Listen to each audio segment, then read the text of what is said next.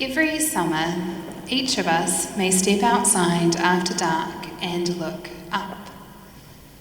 The air is hopefully warm, the days are long, and when the light finally fades, the sky opens wide.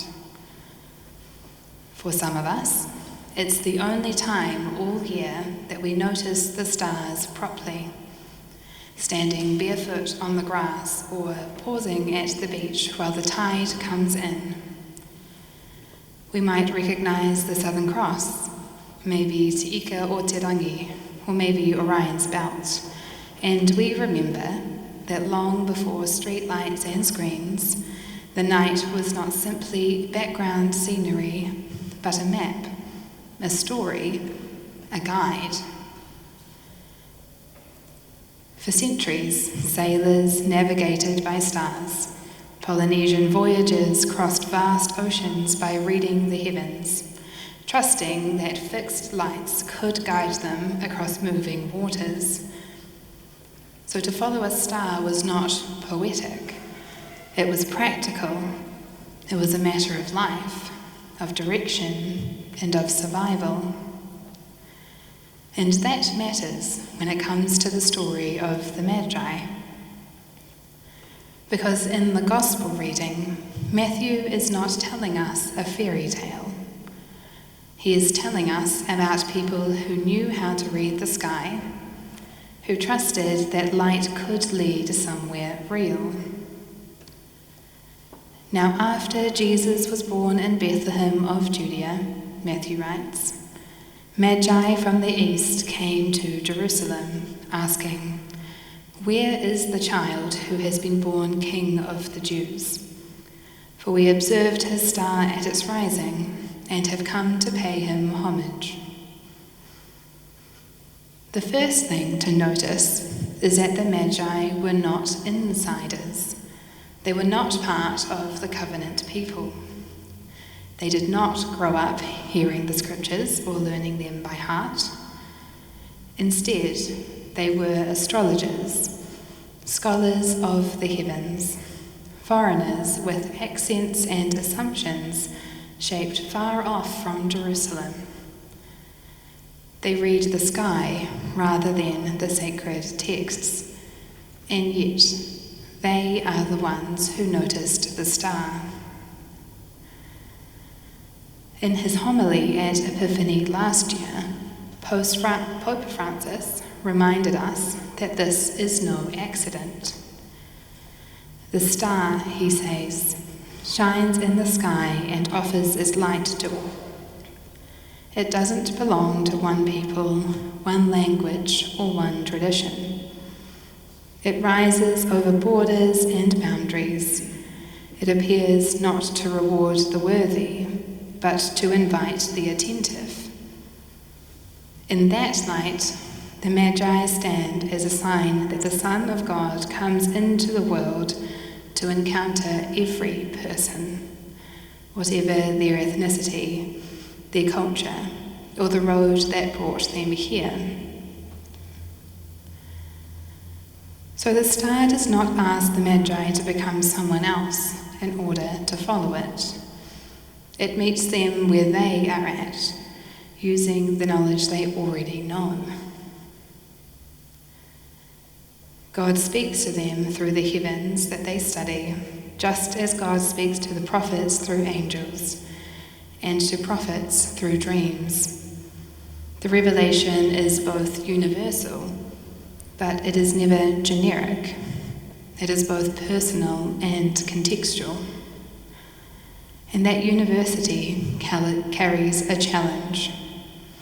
Pope Francis insists that the star's light calls us to reject anything that discriminates, excludes, or disregards people. The God revealed in Epiphany does not guard holiness behind gates or credentials. Instead, God opens spaces, wide, generous spaces, where fear gives way to encounter, and suspicion gives way to shared life. The star is placed in the sky, not so that it remains distant and inaccessible, but so that its light can be seen by everyone, so that it can reach every home, so that it can cross every barrier, even the ones that we have accepted as normal, especially the ones that we have learned not to question.